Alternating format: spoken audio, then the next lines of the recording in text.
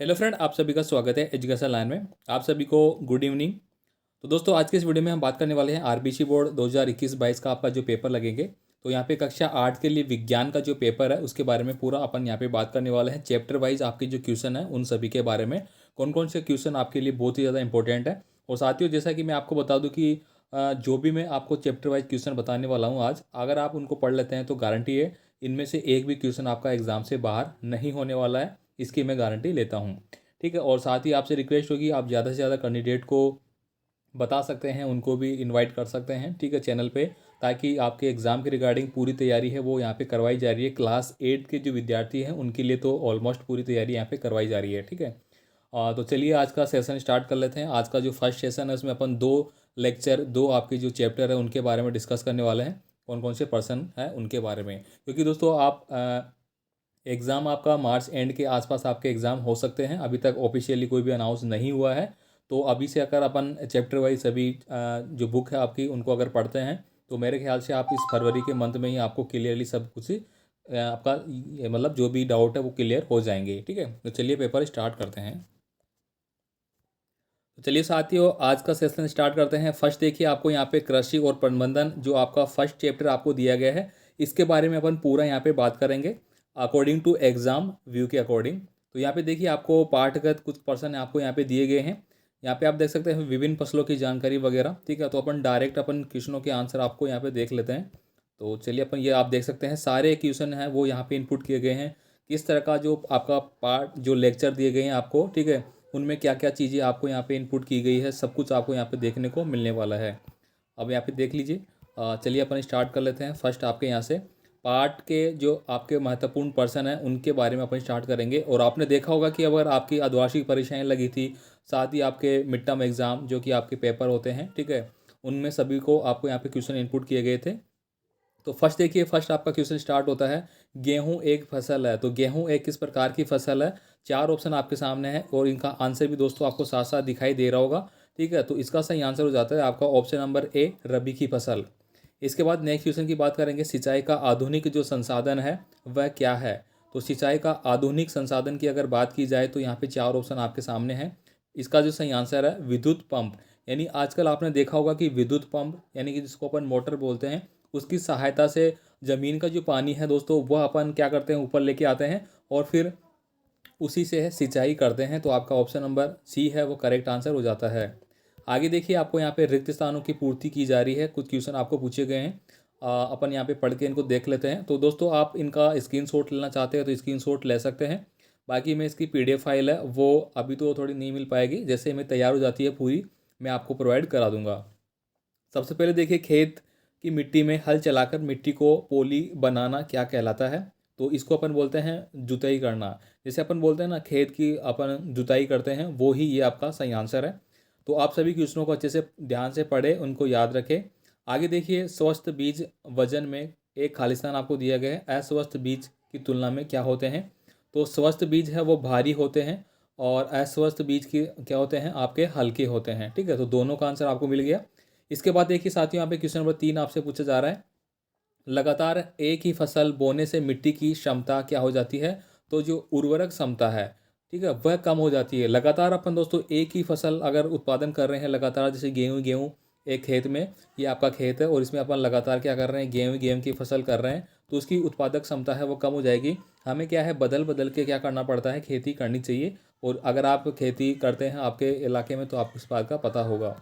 आगे देखिए, यहाँ पे ऋतुओं के आधार पर फसलें मुख्य रूप से कितने प्रकार की होती है? तो ये 3 प्रकार की होती है। ठीक है। तो 3 प्रकार की होती है, इसको नोट डाउन करें आप। आगे देखिए, आपके वो लघुतरात्मक प्रश्न है वो देख लीजिए। और तो इसी तरह के क्वेश्चन आपको एग्जाम में देखने को वाले हैं। देखिए, फसल किसे कहते हैं, ये इंपॉर्टेंट क्वेश्चन है, इसको आप वेरी वेरी इंपॉर्टेंट करके रखें। तो फसल किसके बोलते हैं? तो यहाँ पे दिया गया है दोस्तों, जब एक ही प्रकार के पादप निश्चित ऋतु में भूमि के बहुत बड़े क्षेत्र में उगाए जाते हैं तो उसे अपन क्या कहते हैं, फसल कहते हैं। ठीक है। रवि, खरीफ और जायद की फसल के दो दो उदाहरण आपको देना है। 100% आने वाला क्वेश्चन है ये, क्वेश्चन आप अच्छे से याद करें। ठीक है। तो इसकी ये सारणी देख लीजिए, इसका आंसर आपको यहाँ पे दिया गया है। देखिए मैं बता देता हूँ आपको क्या क्या दिया गया है। रबी की फसल की बात करें तो रबी की फसल उदाहरण एक, गेहूँ और जौ। ये क्या है, रबी की फसल है। रबी की फसल कब बोई जाती है साथियों? अभी अक्टूबर नवंबर में बोई जाती है और मार्च के आसपास काटी जाती है। यानी कि फ़िलहाल आप देख रहे होंगे कि गेहूँ की फसल है वो उगाई गई है, और जैसे ही आपकी होली का त्यौहार आता है तो उस समय गेहूँ काटते हैं और होलिका दहन होता है, तो उससे आपने अगर देसी लैंग्वेज में जानते हो तो उन दंगियों को सेकते हैं और फिर खाते हैं। ठीक है, तो आपको पता लग गया जो भी उसी टाइम आती है। तो आप ऐसे याद करें कि जो गेहूँ है वो जैसे कि दिवाली सॉरी होली के आसपास उसका कटाई होता है, तो उसकी बुआई कब होती है? अक्टूबर नवंबर के आसपास। इसके बाद देखिए खरीफ की फसल। खरीफ की फसल में मक्का, मूंगफली, यानी कि मोटे जो चीज़ें होती है, मोटे जैसे मक्का हो गया, मूंगफली हो गया, ठीक है, सरसों वो आपकी वो क्या बोलते हैं, कपास हो गई, या फिर आपकी दालें हो गई, ये सारी किस में आती है? खरीफ की फसल में आती है। जायद की फसल की बात करें तो इसमें खरबूजा, तरबूज, ककड़ी, इस तरह की चीज़ें आती है, और ये जिस तो गर्मियों में बोई जाती है। ठीक है, गर्मियों का समय कौन सा गया? जैसे कि जून जुलाई के आसपास बोई जाती है। और खरीफ की फसल है वो अब बोई जाएगी आपकी मार्च अप्रैल में, और आगे काटी जाएगी। इसके बाद देखिए यहाँ पे थ्रेसिंग किसे कहते हैं? ये क्वेश्चन साथियों अभी आपका जो वार्षिक परीक्षा हुई थी उसमें आया था। ठीक है, थ्रेसिंग किसे कहते हैं? तो इसको आप याद करिए क्या होता है। बीज के दोनों जो दाने होते हैं, सॉरी दाने, जो भूसा उस पर लगा हुआ रहता है, उसको अलग करने की क्रिया को क्या बोलते हैं? थ्रेसिंग कहते हैं। ठीक है, आगे देखिए यहाँ पे सिंचाई के कौन कौन से संसाधन है। तो यहाँ पे देखिए सिंचाई के प्रमुख संसाधन कौन कौन से हैं, आपको दिखाई दे रहा होगा यहाँ पे अच्छे से।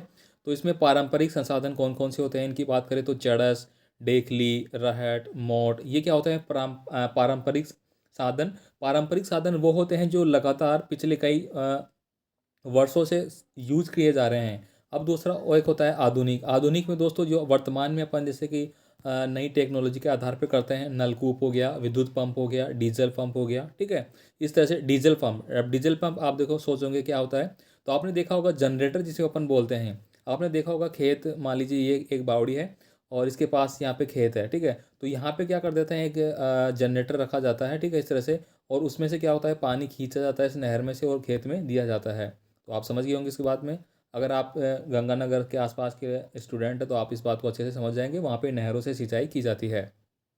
साथ ही साथियों आपको सेशन कैसा लग रहा है आप प्लीज़ कमेंट करके बताएं, और आपका कोई भी कमेंट है हम लगातार देखते हैं, और ज़्यादा से ज़्यादा कोशिश करती है कि आपके सभी कमेंटों का जो आंसर है वो आपको दिया जाए और आपको अच्छे से समझ में आ जाए।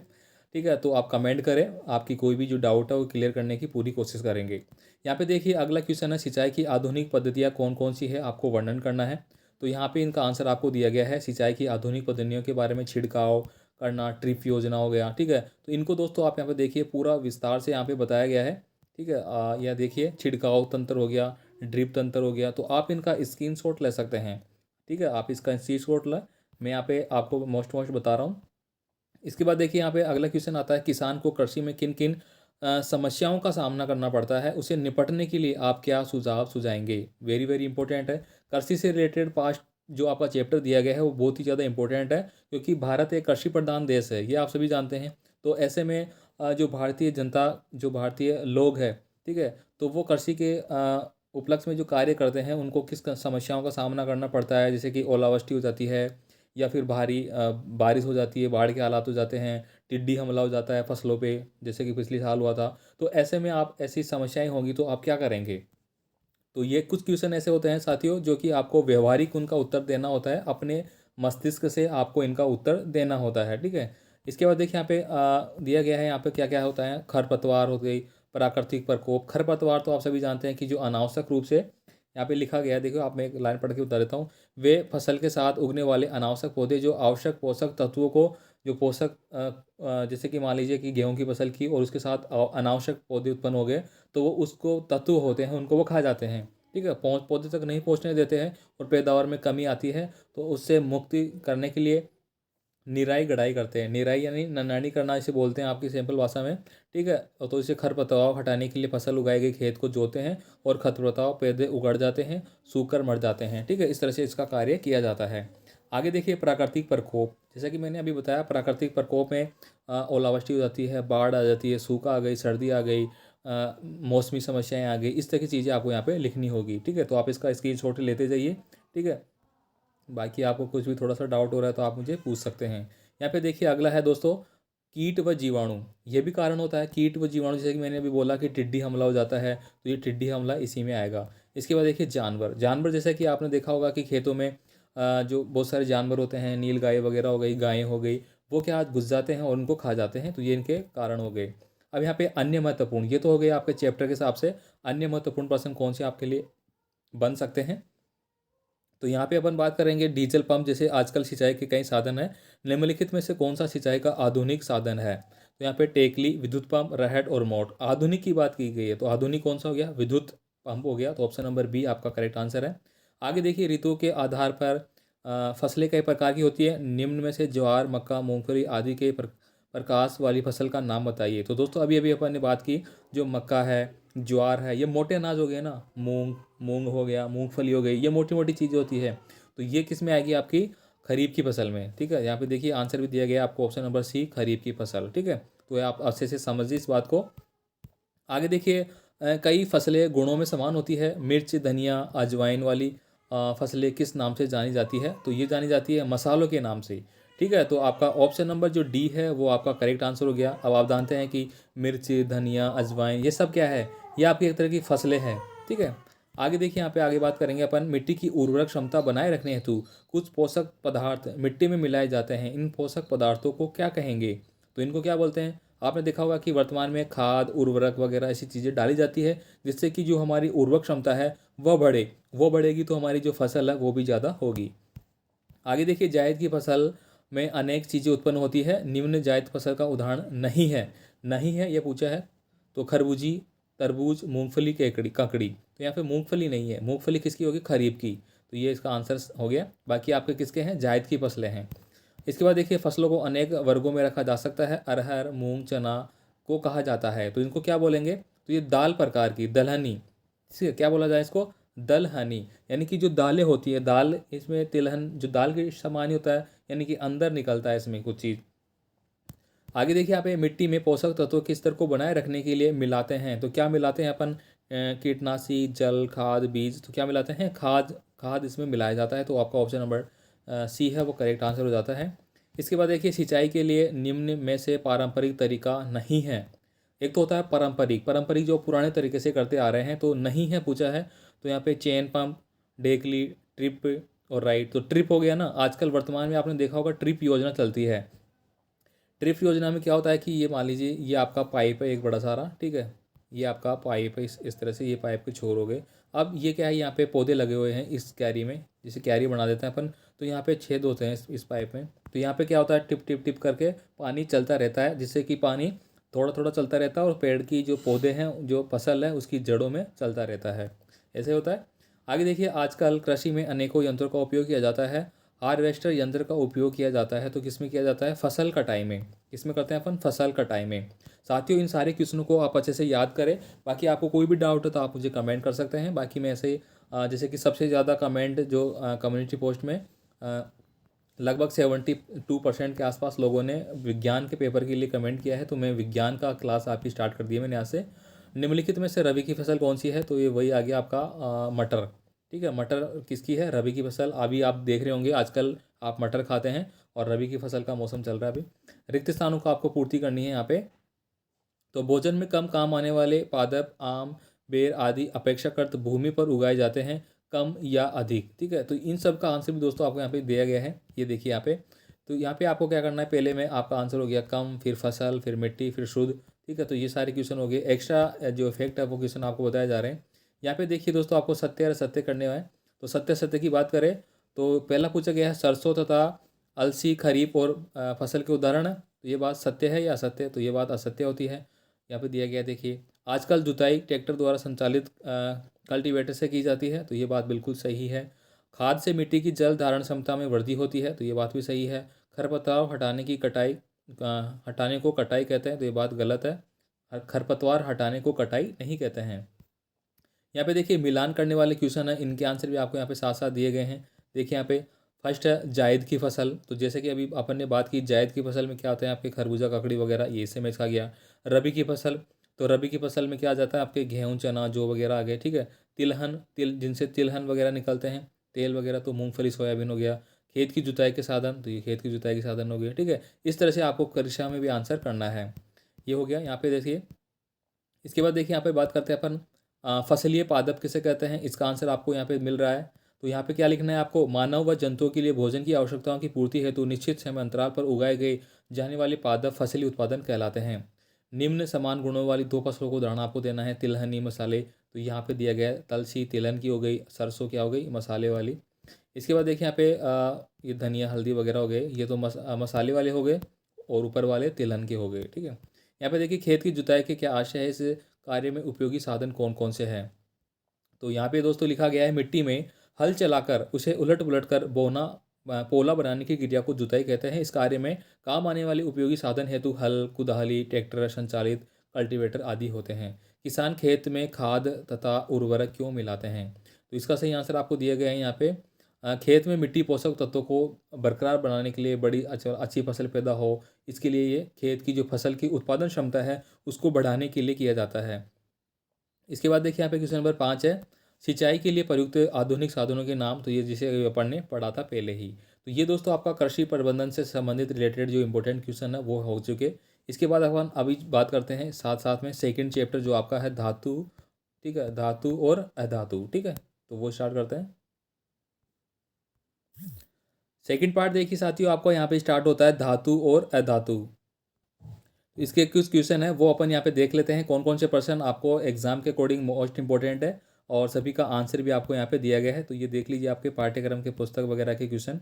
सबसे पहले अगर बात की जाए यहाँ पे, तो वह धातु जो सामान्य ताप पर द्रव अवस्था में पाई जाती है। मोस्ट इंपॉर्टेंट है, 100% आपके एग्जाम में आने वाला क्वेश्चन है। तो दोस्तों प्रत्येक चैप्टर से अगर 3-4 क्वेश्चन मिलते हैं तो टोटल चैप्टर से आपका पूरा पेपर बन जाता है। तो मैं यहाँ पे जो वेरी वेरी इंपॉर्टेंट करके आपको बता रहा हूँ उनको आपको जरूर देखना है। ठीक है, तो वह धातु जो सामान्य ताप पर द्रव अवस्था में पाई जाती है उसको अपन पारा बोलते हैं। तो ऑप्शन नंबर सी आपका करेक्ट आंसर है, पारा।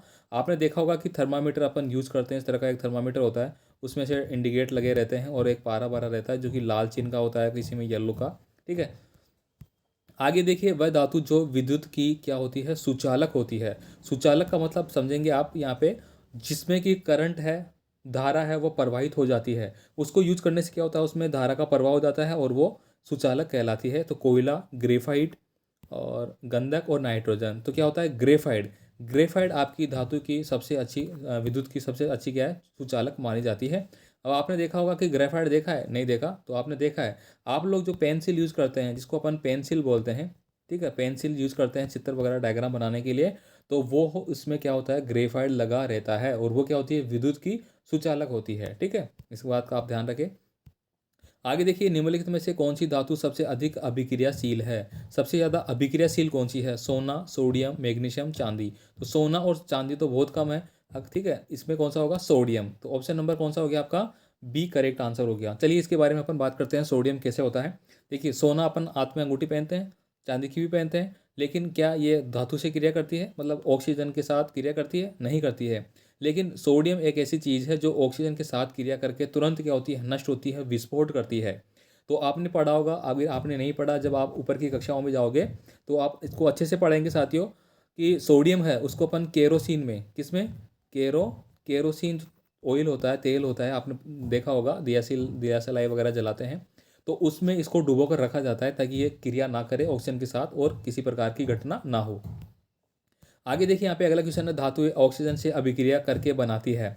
तो धातुएं ऑक्सीजन के साथ क्रिया करेगी तो क्या बनाएंगी, क्षारीय क्षारीय ऑक्साइड बनाती है। तो ऑप्शन नंबर आपका बी है वो करेक्ट आंसर हो जाता है। ठीक है, इसके बाद हम बात करेंगे यहाँ पे रिक्त स्थानों की पूर्ति वाले क्वेश्चन आ जाते हैं। शुद्ध सोना कितने कैरेट का होता है, मोस्ट इंपॉर्टेंट क्वेश्चन है, और शायद 2019-20 के आसपास ये क्वेश्चन एग्जाम में पूछा जा चुका है।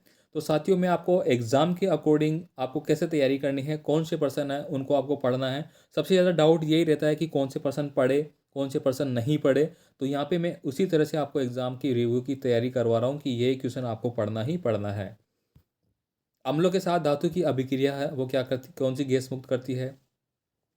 धातुएं उष्मा एवं विद्युत की क्या होती है। ये सारे क्वेश्चन आपको, इनके आंसर आपको यहाँ पे दिए गए हैं। ठीक है, तो यहाँ पे देखिए शुद्ध सोना कितने कैरेट का होता है, तो 24 कैरेट का होता है। तो इसमें क्या भरेंगे आप, 24 कैरेट। अम्लों के साथ धातु की अभिक्रिया जो होती है वो कौन सी गैस निकलती है, तो इसमें कौन सी निकलती है, सेकंड वाले में हाइड्रोजन निकलती है। इसके बाद धातुएं उष्मा व विद्युत की क्या होती है, तो सुचालक होती है। यही अभी अपन ने पढ़ा है ग्रेफाइट के बारे में। अधातुओं के ऑक्साइड प्राय किस गुणधर्म के होते हैं, तो ये होते हैं अम्लीय। ठीक है, क्या होते हैं, अम्लीय, अम्लीय प्रकृति के होते हैं। ठीक है, इसके बाद चलिए आगे देखते हैं। यहाँ पे निम्नलिखित एक कॉलम को सेकंड कॉलम से आपको मिलान करना है। तो इसको देख लेते हैं अपन। फर्स्ट कॉलम आपको दिया गया है सोना, तो सोना क्या होगा, तो सोना है दोस्तों आपके गहने होते हैं, ये बात आप सभी जानते हैं। गंधक, गंधक क्या है, औषधियों के निर्माण में प्रयुक्त किया जाने वाली चीज़ हो गई। पारा, पारा क्या होता है, तापमापी, जैसा कि मैंने अभी बताया था कि पारा थर्मामीटर में यूज किया जाता है, ठीक है, जिसका सही आंसर हो गया। ग्रेफाइट, ग्रेफाइट जैसे कि पेंसिल, अभी अभी मैंने बात की थी ना ऊपर कि ग्रेफाइट पेंसिल में होता है, तो ये सही आंसर हो गया, ठीक है। इसी तरह से आपको इनको याद करना है। यहाँ पे देखिए आघात वर्धनीयता किसे कहते हैं, 100% आने वाला के एग्जाम में क्वेश्चन है, टिक मार्क करके रखे इसको और अच्छे से याद करें। आघात वर्धनीय क्या है, आघात का अर्थ है पीटना, अर्थ है तथा वर्धन का अर्थ है बढ़ाना। यानी कि मान लीजिए दोस्तों आपके सामने ये एक कोई सीट है, इसको पीट पीट के पतला कर दिया और इतना बड़ा कर दिया, ठीक है, तो ये पतली हो गई और लंबी भी हो गई, इसी को क्या बोलते हैं, आघात वर्धनीय बोलते हैं। यही आपको यहाँ पे दिए गए हैं, पीटने पर फैलना या बढ़ना, धातुओं के इसी गुण के कारण हथौड़े से पीट कर इनकी चद्दर शीट बनाई जाती है, ठीक है, क्लियर हो गया साहब। इसके बाद देखिए मिश्र धातु किसे कहते हैं, अथवा मिश्र धातु से आप क्या समझते हैं, कोई दो उदाहरण आपको देना है। चलिए इसको पढ़ लेते हैं। दो या दो से अधिक धातु या अधातुओं की निश्चित मात्रा मिलाकर उसे वांछित गुणधर्म प्राप्त किए जा सकते हैं, ऐसे संगामी मिश्रण को मिश्र धातु कहते हैं। तो क्या हो गया, दो या दो से अधिक धातुओं का जो और अधातुएं होती हैं उनको अगर मिलाते हैं, जैसे अगर मैं बात करूँ यहाँ पे पीतल, ठीक है, पीतल की बात करते हैं, पीतल। अब पीतल में दो धातुएं मिली होती है, एक तो होता है तांबा और एक होता है जिंक, ठीक है, तांबा और जिंक, पिताजी, आप इसको ऐसे बोल सकते हैं, पी फॉर पीतल, ता फॉर ता, जी फॉर जिंक, ठीक है। तो पीतल में तांबा और जिंक है वो मिला हुआ रहता है। जैसे कि आप इसको आगे पढ़ेंगे, उदाहरण कांसा, पीतल और स्टेनलेस स्टील आदि, ठीक है, ये यहाँ पे क्या होते हैं आप साथियों, ये आपको यहाँ पे उदाहरण देते रहते हैं। इसके बाद देखिए पदार्थ का गलनांक किसे कहते हैं, तो पदार्थ का गलनांक किसको बोलेंगे, आप यहाँ पे देखिए गलनांक वह ताप है जिस पर कोई ठोस पदार्थ द्रव अवस्था में परिवर्तित होता है, उसे उस पदार्थ का गलनांक कहते हैं। धातुओं के गलनांक अधिक तथा अधातुओं के गलनांक प्राय कम होते हैं, ठीक है। यानी कि गलना, किसी चीज़ की गलना, अपन उसको गलाते हैं ना, जैसे कि मान लीजिए कि लोहा है, लोहा को गलाया जाता है तो उसका वो क्या होता है, गलनांक होता है, उसको अपन क्या बोलते हैं इंग्लिश में, इंग्लिश वाले स्टूडेंट जानेंगे मेल्टिंग पॉइंट, उसको क्या बोलेंगे, मेल्टिंग पॉइंट। आगे देखिए ग्रेफाइट विद्युत का सुचालक होता है, क्यों, तो अभी अभी अपन ने बात की कि पेंसिल जो होती है वो विद्युत की सुचालक होती है, और क्यों, ग्रेफाइट की संरचना में मुक्त इलेक्ट्रॉन होने के कारण ये अधातु होते हुए भी विद्युत का सुचालक करती है। अब आपने ये पढ़ा होगा, मान लीजिए ये एक आपका एक कक्ष है और इसमें क्या होगा, इलेक्ट्रॉन घूम रहे हैं बाहर इधर, ठीक है, इस तरह से इलेक्ट्रॉन घूमते रहते हैं और होल बना लिया, तो इसमें यही है कि मुक्त इलेक्ट्रॉन इसमें पाए जाते हैं। इलेक्ट्रॉन इस यहाँ से उठ कर बाहर चला गया, बाहर से यहाँ पे आ गया, इसी को क्या बोलते हैं अपन, सुचालक कंडक्टिविटी बोलते हैं। नींबू के शरबत को लोहे के पात्र में क्यों नहीं रखा जाता, तो आपको अच्छे से दिख रहा होगा, क्योंकि लोहा एक धातु है जो अम्लों से क्रिया करती है, और नींबू का शरबत अम्लीय प्रकृति का होने के कारण यह लोहे से क्रिया करके जहरीली तत्व बना लेता है, ठीक है। तो आपको यहाँ से देखो दो चीज़ें सीखने को मिल रही है इस क्वेश्चन से, कि आपको कभी भी नींबू की चीज़ें होती है उनको क्या करना होता है, जो लोहे के बर्तन होते हैं जिसमें कि लोहा छूटता है, वो उनमें कभी भी यूज नहीं करना, ठीक है। और उससे क्या होता है कि जहरीले तत्वों का निर्माण होता है और ये हमारे स्वास्थ्य के लिए हानिकारक होता है, ठीक है। तो दोनों आंसर मिल गया यहाँ पे, दीर्घ उत्तरीय क्वेश्चन। यहाँ पे देखिए अभी अब अपन ऊपर बात की थी, सोडियम धातु को मिट्टी के तेल में केरोसिन में क्यों रखा जाता है, तो जैसे कि अभी मैंने पहले बताया वो आपको यहाँ पे लिख देना है। सोडियम धातु अत्यधिक क्रियाशील है और ऑक्सीजन व जल के साथ अत्यंत तीव्र गति से क्रिया कर सोडियम हाइड्रोक्साइड और हाइड्रोजन गैस बनाती है और आग पकड़ लेती है, क्यों, अभिक्रिया का समीकरण। अब देखिए यहाँ पे आपने देखा होगा कि कई बार जादू करने वाले जो लोग होते हैं साथियों, तो वो एक जैसे पानी है, ये पानी का बर्तन भर दिया इसमें और इसमें क्या करते हैं, सोडियम पटक देते हैं, सोडियम फेंकते हैं, तो क्या लगती है, आग लगती है, विस्फोट होता है, वो सोडियम से ही होता है, ठीक है। जैसे कि आपने सुना होगा कि जो कुआं होता है, ठीक है, जो कुएं होते हैं, ठीक है, ये कुआं है मान लीजिए आपका, तो कुएं के अंदर आग कैसे लगाई जाती है, वो सोडियम से ही लगाई जाती है, ठीक है। तो आपको आज अच्छे से समझ में आ चुका होगा। इसके बाद देखिए यहाँ पे आग इसकी जो अभिक्रिया है वो भी यहाँ पे दी गई है, किस तरह से आप अभिक्रिया लिखेंगे, ठीक है, Na H2O और NaOH और हाइड्रोजन यहाँ पे निकल रहा है, ये देखिए हाइड्रोजन गैस निकल रही है बाहर। यहाँ पे देखिए सोडियम का वायु के संपर्क में तोड़ने से इसको मिट्टी को तेल में केरोसिन में रखा जाता है, ठीक है, यानी कि ऑक्सीजन के साथ क्रिया ना करे। यहाँ पे देखिए भौतिक गुणधर्मों के आधार पर धातु और अधातु को विभेद कीजिए, तो यहाँ पे देखिए इसका आंसर आपको यहाँ पे दिया गया है, धातुओं को, ये उसमें हो गया, यहाँ पे अर्ध आवर्तनता, नियता और तन्यता के आधार पे हो गया। तो ये आंसर आपको यहाँ पे दिया गया है, स्क्रीनशॉट ले ले फटाफट। ये देखिए यहाँ पे पूरा दिया गया है, मैं स्लाइड करके बता देता हूँ आपको। इसके बाद देखिए मकानों में बिजली की वायरिंग में तांबे के तारों का उपयोग क्यों किया जाता है, ये आपको समझाना है। क्योंकि इसको दोस्तों कंडक्टिविटी अच्छी होती है, यानी कि सुचालकता अच्छी होती है। यहाँ पे देखो क्या लिखा गया है, मकानों में बिजली की वायरिंग में तांबे के तारों का उपयोग इसलिए किया जाता है क्योंकि तांबा विद्युत का सुचालक होता है। इसमें ऊर्जा क्षति कम होती है, यानी कि जो लॉस होता है करंट जैसे कि चल रहा है अपना तार के अंदर, तो उसमें लॉस कम होगा, ज़्यादा से ज़्यादा करंट आगे पहुँचेगा, ज़्यादा से ज़्यादा वोल्टेज आगे पहुँचेगा। विद्युत वाहक तार पदार्थ के सुचालक आवरण से ढके रहते हैं। सुचालक के आधार पर चांदी सबसे अधिक विद्युत सुचालक होती है, यानी कि चांदी जो होती है वो सबसे अच्छी सुचालक मानी जाती है, लेकिन अपन उसको नहीं पहनते हैं, सॉरी उसका यूज नहीं करते क्योंकि वो महंगी होती है, उसको चुरा लिया जा सकता है। और किंतु यह धातु मूल्यवान है तथा इसकी सुरक्षा भी करनी पड़ती है, अतः अत्यधिक आर्थिक दृष्टि से सामान्य वर्ग तथा इसका उपयोग नहीं कर सकता। तांबा सुचालक में अच्छा होता है, महंगी धातु भी नहीं है, और यही कारण है कि घरों में इसका वायरिंग किया जाता है। तो समझ गए होंगे आप। यहाँ पे देखिए रासायनिक गुणधर्मों के आधार पर धातुओं के अधातुओं में जो परिवर्तन है वो आप देख लीजिए। यहाँ पे पूरा एक एक करके एक एक क्वेश्चन है वो आपको इंपॉर्टेंट, जितने भी इंपॉर्टेंट क्वेश्चन है वो आपको यहाँ पे दिए गए हैं। ये ही पर्सन आपको 100% याद रखना है। जैसा कि दोस्तों अभी मैं बात कर रहा हूँ धातु और धातु वाला, ये 100% आने वाला क्वेश्चन है, ये वाला क्वेश्चन नंबर 5। ठीक है, इसको स्टार मार्क करके जरूर रखिए। इसके बाद देखिए यहाँ पे आगे देखिए अन्य महत्वपूर्ण प्रश्न आ जाते हैं कुछ। ठीक है, तो यहाँ पे अन्य महत्वपूर्ण प्रश्नों को एक बार मैं स्लाइड कर देता हूँ, एक बार आप देख लीजिए, जो कि एक्स्ट्रा एक्ट है आपके। यहाँ पे देखिए सक्रिय अधातु को वायु में खुला रखने पर आग पकड़ लेती है, वह क्या है। तो अभी अपन ने जो ऊपर पढ़ा है वो चीज़ें यहाँ पे। तो फास्फोरस, फास्फोरस दोस्तों एक सक्रिय अधातु है जो वायु में खुला रखने पर आग पकड़ लेती है ऑटोमेटिक। ठीक है, जबकि सोडियम क्या है, पानी के साथ अभिक्रिया करती है। यहाँ पे देखिए कौन सा कथन सही है ये पूछा गया है। तो यहाँ पे देखिए निम्न में से धातु को चाकू से आसानी से काटा जा सकता है। ये देखिए दोस्तों 100% एग्जाम में आने वाला क्वेश्चन है। और किसको काटा जाता है, सोडियम को ही काटा जाता है, मरकरी को, कॉपर को या आयरन को। तो ये काटा जाता है सोडियम को। ठीक है, सोडियम एक ऐसी धातु है जो जिसको कि चाकू की सहायता से काटा जा सकता है। तो आपका option number A correct answer है। 101% आने वाला क्वेश्चन है। यहाँ तक कि कंपटीशन एग्जाम जो होते हैं नौकरी के एग्जाम, उनमें भी एक प्रश्न आता है। ठीक है, इसके बाद देखिए और भी क्वेश्चन यहाँ पे। विद्युत का सर्वोत्तम चालक होता है, तो यहाँ पे देखिए सिल्वर होता है। सिल्वर यानी कि सिल्वर किसको बोलते हैं अपन, चांदी को। ठीक है, ये इंग्लिश वर्ड है, चांदी हिंदी वर्ड है। यहाँ पे देखिए सोडियम धातु अत्यधिक क्रियाशील है, इसका वायु के संपर्क में तोड़ने के लिए किस द्रव में रखा जाता है। तो मिट्टी के तेल में रखा जाता है, अभी पढ़ने पड़ा। तो ऊपर जो अपन ने चीज़ें पढ़ी है उसको तो यहाँ पे थोड़ा सा रिपीट किया गया है, ये देख लीजिए। मैं यहाँ पे ट्राई कर देता हूँ इन चीज़ों को थोड़ा सा। सत्य सत्य की बात करें, यहाँ पे कोयले को खींचकर तारे तारे प्राप्त किए जा सकते हैं। असत्य बात है, कोयले को खींच के कैसे खींच सकते हैं अपन। अधातु का घनत्व निम्न होता है, ये बात सही है। गंधक विद्युत का सुचालक तथा ग्रेफाइट विद्युत का कुचालक होता है, गलत है। विद्युत का सुचालक होता है ग्रेफाइट, यहाँ पे कुचालक बोला गया है, गलत बात है। फास्फोरस जल से अभिक्रिया करता है, तो ये बात भी गलत है, तो खुले में ही कर लेता है बिना जल की आवश्यकता है। ठीक है, ये मिलान वाले क्वेश्चन देख लीजिए यहाँ पे। ठीक है, तो दोस्तों ये सारे क्वेश्चन वेरी वेरी इंपॉर्टेंट है। और यहाँ पे मैं एक बार आगे के क्वेश्चन आपको स्लाइड कर देता हूँ, ये देखिए यहाँ पे।